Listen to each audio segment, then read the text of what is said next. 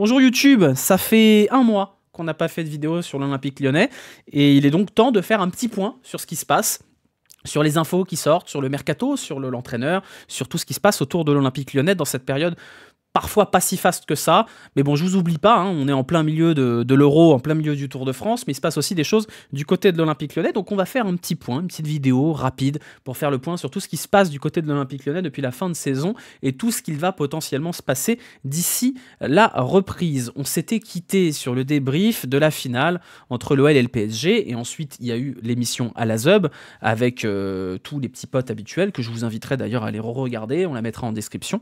On va faire un petit point sur où en est l'OL aujourd'hui, alors qu'on approche tout doucement de la reprise et que le mercato bat son plein. Voilà, déjà on profite pour vous dire que les débriefs vont continuer la saison prochaine, bien évidemment, et qu'on reprendra les débriefs lors des premiers matchs amicaux. Alors peut-être pas les tout premiers parce qu'ils s'annoncent un peu pourris, mais on va dire plutôt les derniers matchs amicaux, on commencera à faire quelques débriefs à ce moment-là. J'en profite également pour remercier tous ceux qui continuent de s'abonner, de mettre des pouces et qui vont mettre des pouces sur les autres vidéos qui parlent de vélo, même s'ils n'aiment pas le vélo, ça fait toujours plaisir. Déjà, première information très importante sur le mercato, c'est que la DNCG a foutu la paix à l'Olympique Lyonnais. C'est-à-dire que l'Olympique Lyonnais n'est pas du tout encadré par la DNCG pour le mercato à venir.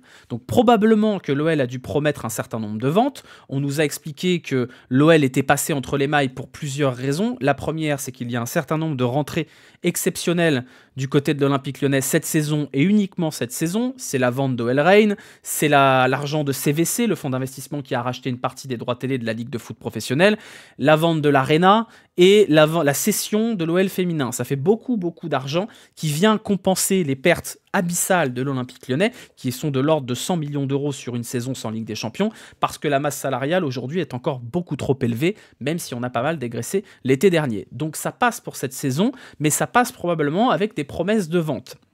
Des promesses de vente on va pas cacher, hein. La survie de l'OL à court terme dépend de sa capacité à dégraisser cette masse salariale absolument énorme, qui est toujours aussi immense, avec des joueurs très fortement payés, comme si on était un club de Ligue des Champions, alors qu'on ne l'est pas.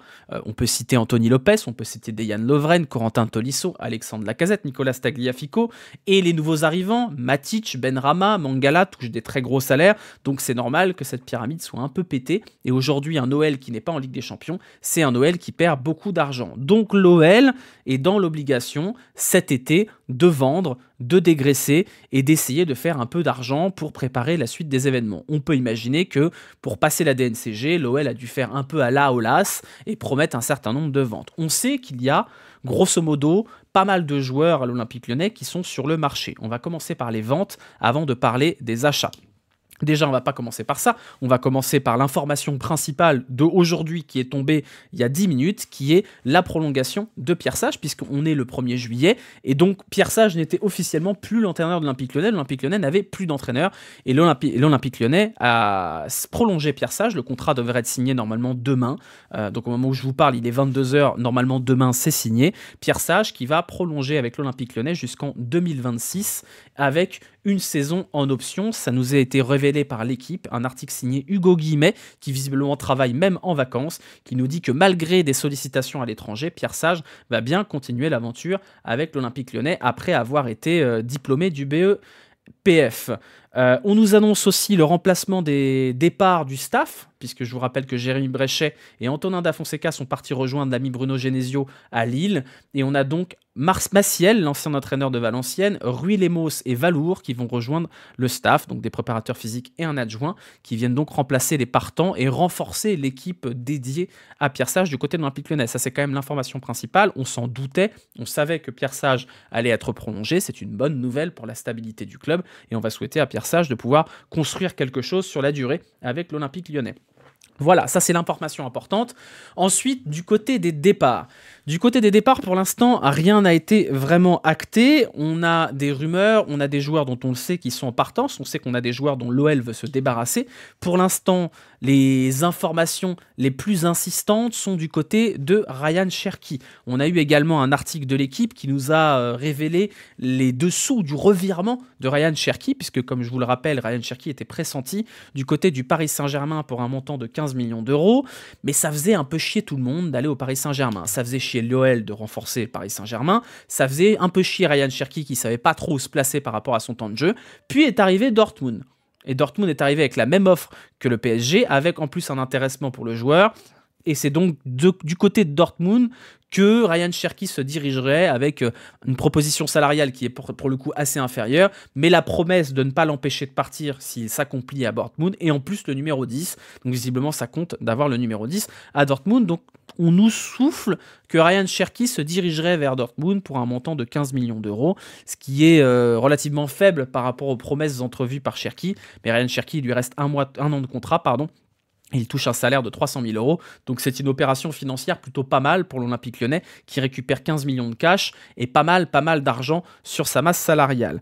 De l'autre côté, on a des rumeurs insistantes du côté de Jake O'Brien, mais rien de concret pour l'instant. On imagine que Jake O'Brien est valorisé aux alentours des 20 millions d'euros à la vente et que l'OL ne le retiendra pas, puisque c'est déjà un miracle que l'OL puisse faire une plus-value sur Jake O'Brien qui a été acheté 1 million d'euros l'année précédente sans qu'on en attende quoi que ce soit et qui bénéficie d'une belle petite cote de popularité du côté de l'Angleterre, et notamment depuis qu'il est devenu international du côté de l'Irlande. On sait également que Maxence Cacré est en vitrine, il l'a pas caché, hein. Il a changé d'agent, il a plus ou moins expliqué que ça ne le dérangerait pas d'aller ailleurs, il a une petite cote sur le marché des transferts, il ne sera pas retenu en cas de départ.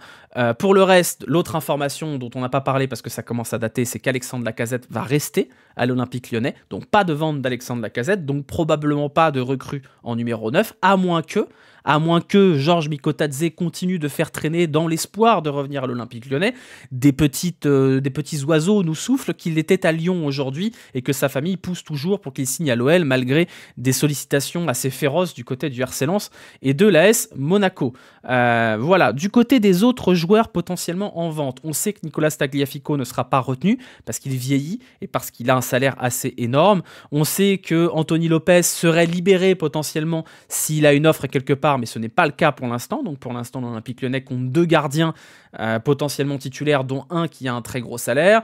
On sait que Dejan Lovren ne sera pas retenu non plus, mais j'imagine que les concurrents ne se bousculent pas pour récupérer Dejan Lovren qui, on est plus proche du tracteur que du joueur de foot aujourd'hui. Et voilà pour l'instant du côté des départs. On a eu du côté des arrivées il y a quelques jours l'officialisation de la levée de l'option d'achat de Saïd Benrahma pour un montant d'à peu près 15 millions d'euros. Donc on n'en doutait pas, hein, mais ça y est, officiellement, Saïd Benrahma appartient à l'Olympique Lyonnais, ce qui n'est toujours pas le cas de Aurel Mangala, ou en tout cas pas à ma connaissance. On sait qu'Aurel Mangala ne sera pas retenu en cas d'offre puisqu'il n'a pas donné de satisfaction, mais le montant d'achat d'Aurel Mangala est suffisamment élevé pour que l'OL se pose la question à 2 fois avant de prendre une décision là-dessus. Au niveau des arrivées, on a 3 informations principales. La première, c'est l'officialisation imminente de l'arrivée de Niakate en provenance de Nottingham Forest pour un montant qu'on nous annonce complètement délirant, hein, Moussa. Niakate, c'est 2 ans de contrat restant du côté de Nottingham Forest, c'était pas une grande saison, défenseur central gaucher, 28 ans pour 30 millions d'euros, ce qui serait absolument monumental pour un défenseur central. C'est encore plus que Joachim Andersen, donc attention à ce montant-là qui sent pas super bon quand même par rapport à l'état des finances lyonnaises. On nous annonce aussi l'arrivée imminente de Abner, le latéral gauche du Betis Séville, lui aussi qui sort d'une saison pas terrible, pour un montant de 8 millions d'euros, ce qui est quand même beaucoup, ça nous rappelle un peu Youssouf Koné. Bon, je sais pas ce que l'OL a avec le Betis, mais visiblement on les aime bien, ou en tout cas on aime bien renflouer leur caisse, donc il viendra remplacer numériquement Enrique, qui est parti en fin de contrat. Est-ce qu'il sera suffisant pour être titulaire ? On sait pas trop, hein. On sait pas trop.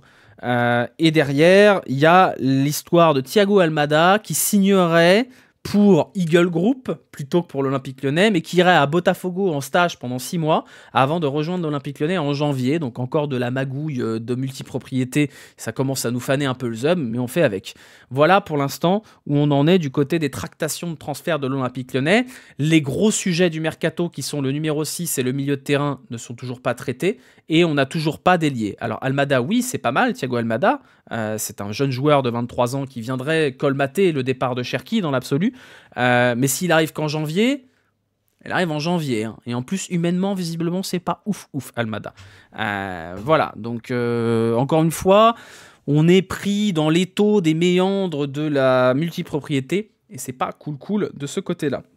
Du côté du reste des informations, on a déjà une information qui nous donne le match amical contre le Tyrol en Autriche. On aura un match amical contre le Torino aussi fin juillet. Et on nous annonce, je crois que c'est le Progrès, je ne veux pas dire de bêtises, le Progrès ou le Dauphiné, qui nous dit que le dernier match amical de l'OL serait également contre un club italien avant d'attaquer la reprise du côté de Rennes le 18 août. Voilà pour ce qui se passe du côté de l'Olympique Lyonnais. Je voudrais terminer ce point Olympique Lyonnais pour quand même vous parler des comptes. Alors oui, on avait dit qu'on ne ferait plus de comptabilité, mais on est un peu obligé. Ce n'est pas parce que l'OL a passé la DNCG cette année que ça va bien dans les comptes. Il faut bien se rendre compte que l'OL passe la DNCG cette année parce qu'il y a la vente de l'Arena, parce qu'il y a la vente de OL Reign et parce qu'il y a la cession de l'OL féminin. Ça fait beaucoup de rentrées d'argent pour une année. Donc pour l'instant, ça passe parce que ces rentrées-là vont colmater les brèches, colmater les pertes et la DNCG ne pourra rien dire puisque les comptes sont à l'équilibre. Mais attention à l'année prochaine, puisque aujourd'hui, la masse salariale de l'OL, elle est encore très élevée et elle ne colmate pas les pertes que sont celles de l'Olympique Lyonnais qui n'est pas en Ligue des Champions. Donc dans la situation dans laquelle on est aujourd'hui, l'Olympique Lyonnais a deux possibilités: se qualifier en Ligue des Champions et encaisser les 80-90 millions qui vont avec, ou alors se retrouver dans une situation extrêmement précaire. Et dans le cas où l'Olympique Lyonnais ne se qualifierait pas en Ligue des Champions la saison prochaine, on peut imaginer que ce serait très très compliqué de passer la DNCG s'il n'y a pas en tout cas d'apport de cash frais. Les comptes de l'OL, c'est très abstrait, hein, on ne comprend pas trop d'où sort l'argent, comment on se débrouille pour sortir des 30 millions par-ci ou des 40 millions par-là. Tant mieux, c'est pas notre argent. C'est comme nous disent souvent les gens sur les réseaux, c'est pas notre argent, c'est vrai, mais on peut pas s'empêcher quand même d'être un petit peu inquiet quand on voit les investissements qui sont quand même gros du côté de l'Olympique Lyonnais, la dette qui grossit et les pertes qui restent monumentales. John Textor, ce n'est pas Frank McCourt. John Textor, il a emprunté son argent, ce n'est pas son argent à lui, donc on peut quand même se méfier de ça. Comme on l'a bien dit dans Alazub la dernière fois, moi, John Textor, l'être humain et le président de club sur le plan sportif, il a ma confiance, mais sur le financier, je reste encore assez dubitatif et assez méfiant. Voilà. Sur ce, c'est le point sur l'Olympique Lyonnais qui arrive à son terme. On en fera un autre, je pense, dans 1 ou 2 semaines, histoire de vous tenir en haleine sur YouTube avant la reprise. Et le prochain live pur OL, ce sera soit un point mercato quand il se passera des choses, soit ce sera plus tard, plus loin, quand on aura les premiers matchs amicaux qui seront passés. Voilà. Sur ce, je vous souhaite une bonne fin de soirée à tous sur YouTube. Comme ça, dans le chat Twitch, vous pouvez dire au revoir YouTube. Et puis, n'oubliez pas les petits pouces, les abonnements, etc., etc. Bisous, ciao, à bientôt.